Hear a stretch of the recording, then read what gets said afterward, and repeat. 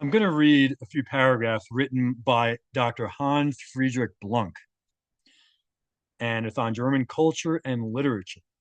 And he was the honorary president of the Reich Chamber of Literature, a member of the Reich Culture Senate, and of the Senate of the Academy of Literature. He wrote this in 1938, and I believe it again shows that all of the National Socialist leaders were Christian, and their ideology was based on Christianity. So, but this whole thing is interesting, even more so, than just that. So, but anyway, he wrote, in considering Germany's present culture policy, a starting point must not be made at the complacent and satisfied Europe, which was commonly shown to the British and French reading publics before the German Revolution.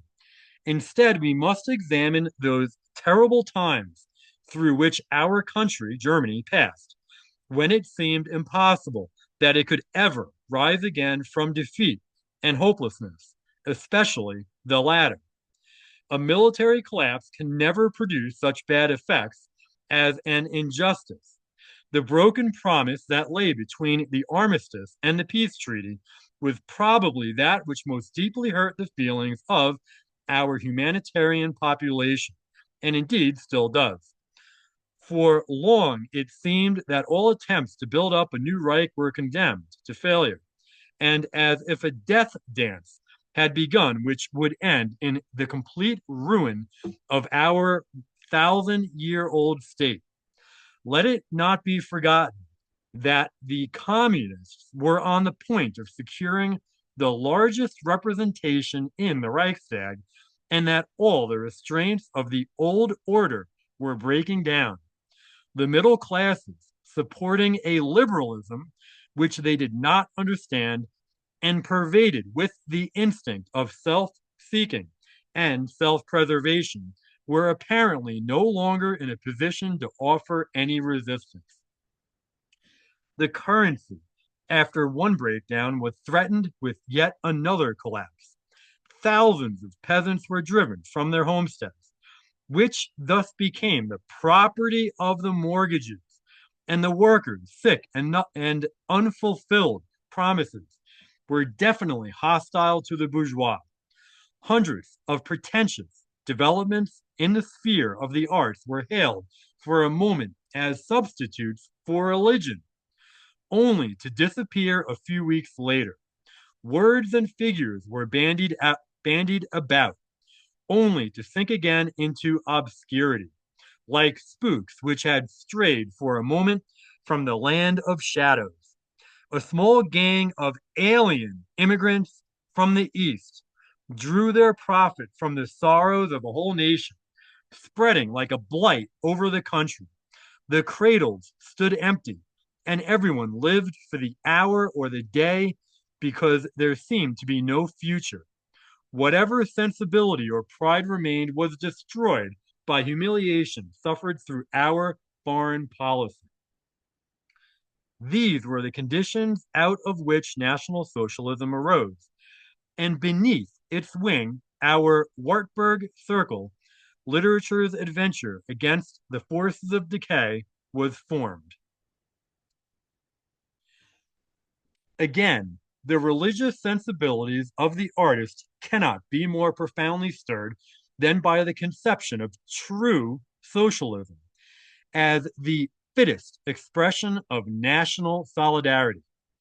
The rationalist or Marxist foundation of socialism was overthrown because it was based on class warfare, but it was a socialism grounded in religion, Christianity, that attained power in Germany with the arrival of National Socialism.